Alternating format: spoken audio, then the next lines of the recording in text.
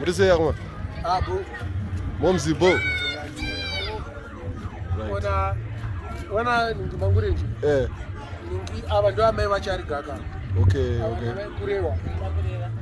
Muda kurewa. Alright. Ava ndo vakaita kuti ndizive ava. Alright.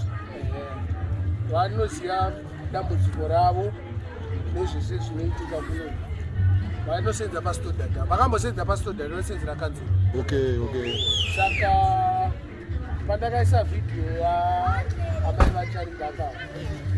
Pane mukomana anonzwisa Ndube. Akaona kuti ada kubatsirwa amai ava. Okay. Atumira $38 kuna Clinton. Okay. Clinton anotora $38 yeye. Ashandisa $1 for transport. Ndadatore $2 yacho. Okay. But pamari yacho vanga vasina change. Saka tobudisa pondo yake apa apiwa $40. Okay.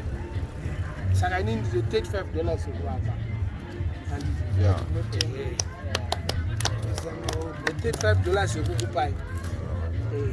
Kune mwana wenyu anonzi Rube woku UK.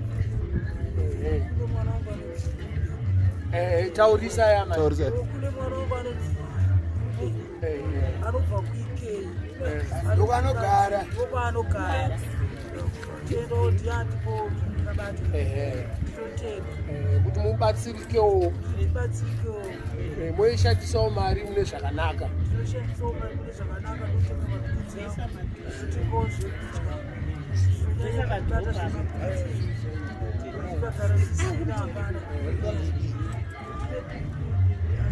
Taurisa yama. BP ne asima.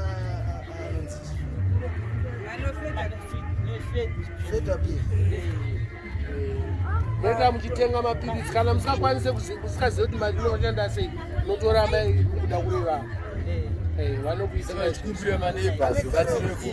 Batsirai goma. Ndakaisa video yavo nezuro.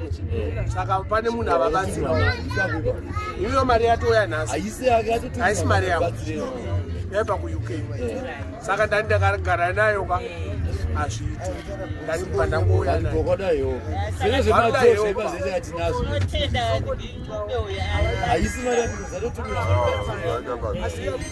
Aiwa.